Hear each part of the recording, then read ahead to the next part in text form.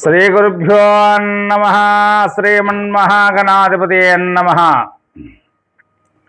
తెలుగు ఋషి టీవీ ప్రేక్షకులకు అదేవిధంగా భగవద్భక్తులందరికీ కూడా ఉగాది పరాభవనామ సంవత్సర శుభాకాంక్షలు.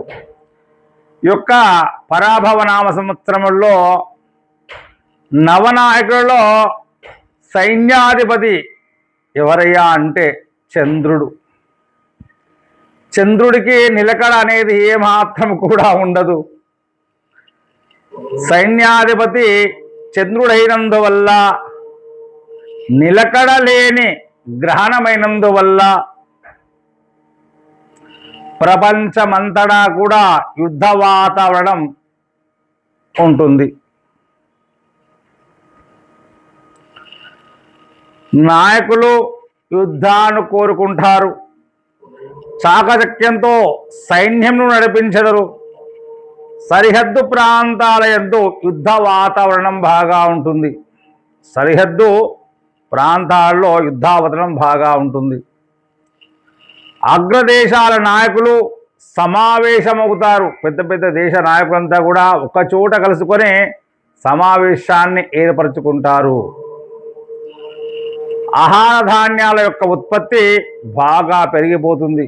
ఆహార ధాన్యాలన్నీ కూడా పెరిగే అవకాశం ఉంది. జాగ్రత్త పడి ఎవరైనా నిల్వ చేసుకోవాలనుకుంటే ఆహార ధాన్యాలన్నీ కూడా నిల్వ చేసుకోవచ్చు.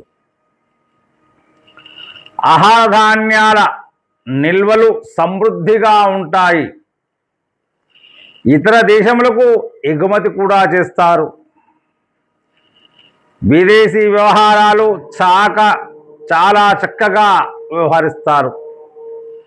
నాయకులు అధికారులు ప్రతి వ్యవహారం ఆచితూచి వ్యవహరిస్తారు. అదేవిధంగా బంగారము, వెండి, పెట్రోలు, నెయ్యి, పంచదార, బెల్లము, నూలు వస్త్రాలు, గోధుమలు, బియ్యము ధరలు పెరిగిపోతాయి. సస్యానుకూలంగా వర్షఫలములచే సమస్యలు బాగా ఫలించాయి. ప్రజల యొక్క ఆరోగ్యం అందరిది కూడా బాగానే ఉంటుంది. పశువులు క్షీర సముద్రాన్ని కలిగి ఉంటాయి. పశువులన్నీ కూడా చక్కగా పాలు బాగా ఇస్తాయని చెబుతున్నది. నదులన్నీ కూడా పొంగి ప్రవహిస్తాయి. సైన్యాధిపతి చంద్రుడు